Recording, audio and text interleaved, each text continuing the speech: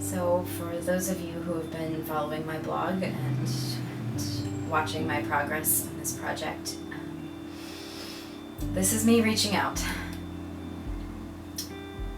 Last night was horrible, and I thought I could sleep on it and maybe feel a little bit better today, but I don't.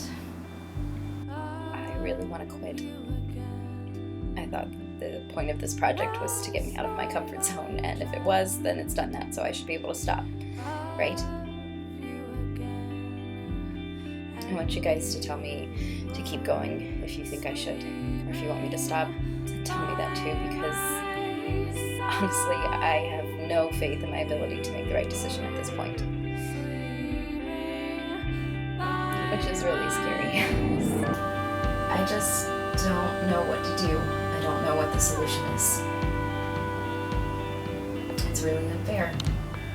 Because you try so hard to not do what you always do.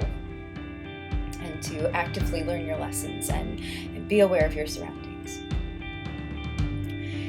And you try to put yourself out there, even though your stomach is lurching around in your body and you feel like you're gonna puke, but you do it because if I change, my life will change, right? That's how it's supposed to work, right? But it doesn't. And no matter how hard you try, no matter what you do to change, there is no accounting for other people. So then what?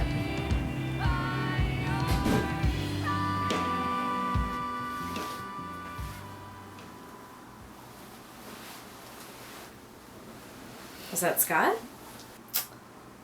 No. Was it someone from last night? Yeah, it was. Do you know this person, or did you just let a complete stranger into our house? You just had 5 complete strangers here the other day. Your dates. So I really don't think you have the right to freak out about this right now. I'm not freaking out, I'm just asking. And I really don't think it's any of your business. He spent the night here. Yeah, it's my room. It's our apartment. Meg. Oh, please. This is not about safety. This is about you disapproving of my actions. I'm a big girl, Meg, so I'm not gonna not do something because you happen to not like it. And it's not that bizarre to have somebody spend the night, so you can stop looking at me like I'm a whore. You can have someone over whenever you want. It's not my fault you can't find anyone.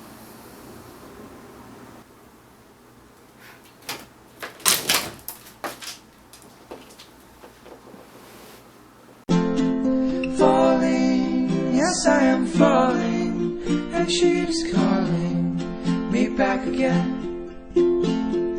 Falling, yes I am falling, and she's calling me back again. Hey, What are you doing? nice to see you too. Scott? Well, you weren't answering any of my calls or texts, so... So instead of taking the extremely obvious hint that I did not want to talk to you, you decided to stalk me. Yeah, something like that.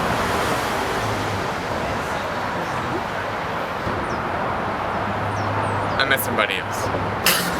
Whoa! That was fast. Did anyone say rebound? Yeah, so I just came here to, officially break up with you. No. I broke up with you already, and I don't know about you, but in my mind it was pretty official. No, you said you were thinking about breaking up. I kicked you out. I didn't answer any of your texts or calls. I broke up with you. And yes, okay, fine. In the moment, I felt a little too confused to feel good about continuing breaking up with you. But in the time that's passed since then, it should have become clear to you that it's over. So no, you don't get to break up with me. None of this gets to be your idea. If you need some sort of go-ahead from me before you start dating someone else, so you can have a clear conscience, so you can feel like a good guy, then fine. Be my guest. None of this is on your terms. Alicia! What? Yeah. That's what I thought. I can't see you, Scott, or talk to you, so please don't come here.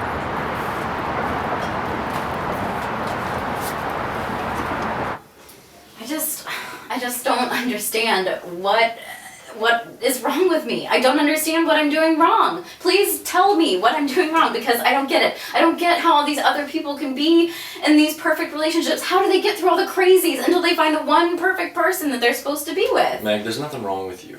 Okay, clearly there is. Meg, stop. Maybe this project isn't going exactly how you wanted it to go, but that's life. I just don't understand why everybody else seems to be in these perfect relationships and have great jobs and wonderful friends. Well, you're not everybody else. You know, not everybody experiences the same things at the same time. And maybe it seems like all of our friends are in relationships right now, but, you know, we're in our 20s. It happens. And okay, who are all these wonderful people in all these perfect relationships? Everybody at work? People from college? I went to 4 weddings this year. Come on. And that's it. Alicia?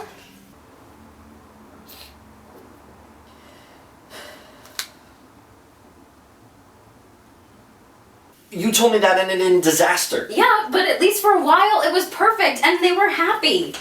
I grew up in a very similar way to these other people, so I just don't understand what about me makes it so that I'm so completely undateable and everybody else is. Well, no. Okay, like you said, you've had life experiences. Your life experiences make you who you are today. What your family was like makes you different from other people. What you want to be makes you different. The relationships you've had in the past make you different. They influence how you deal with relationships now. And, you know, in the past you've been hurt, so you have this barrier up.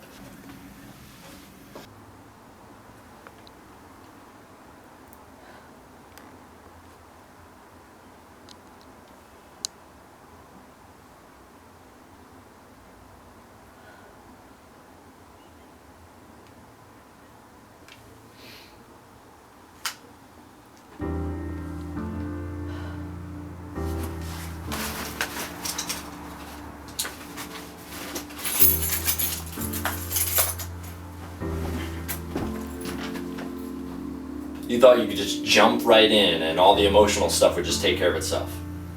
No, it doesn't work like that.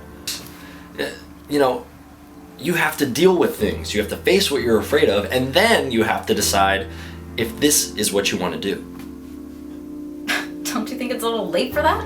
That's not what I mean. I mean, you have to decide to let someone else in. You know, if you wanted companionship from this project, maybe you should have gotten a cat. If you were horny, maybe you should have gotten a better vibrator. If you want love and you want to spend the rest of your life with someone, then you have to decide if this is the right thing to do, and you have to face what you're afraid of and get past that. Owen? No, I'm sorry. You know, if you're going to sit here and idolize all your friends' relationships and then complain about how you are just completely undateable, then I'm sorry. You're not facing what you're afraid of, and you're acting like a child.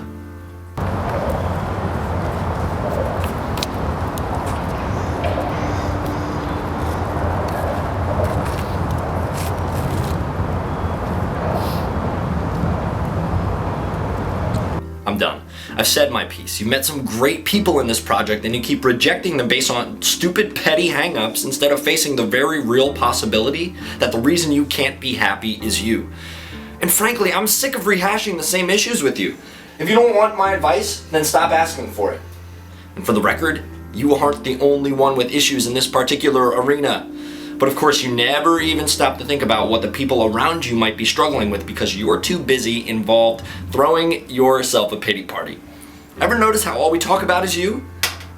And don't stand there and act all shocked and confused about it, because I think we both know what my issues are and why we never talk about them. I'm sorry. It's not your fault. I definitely take responsibility for torturing myself.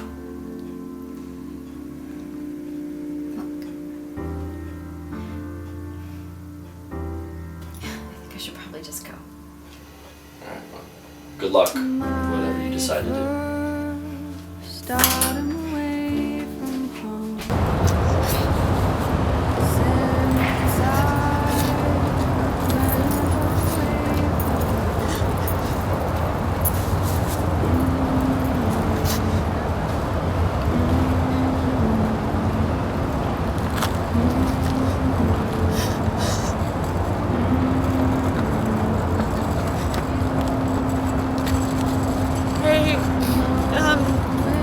It's me.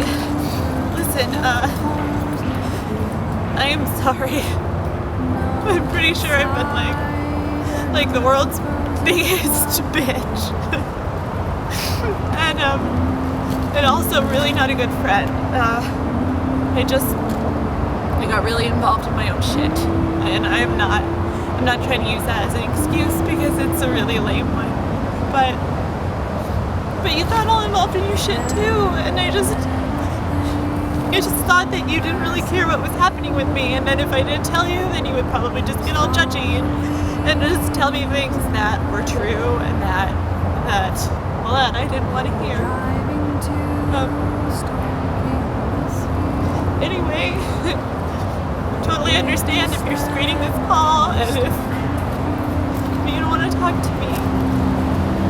But I would really like it if we could hang out, have like a roomie bonding night or something. And I promise we don't have to talk about my shit. In fact, I would really rather not, but I don't want to talk about your shit either.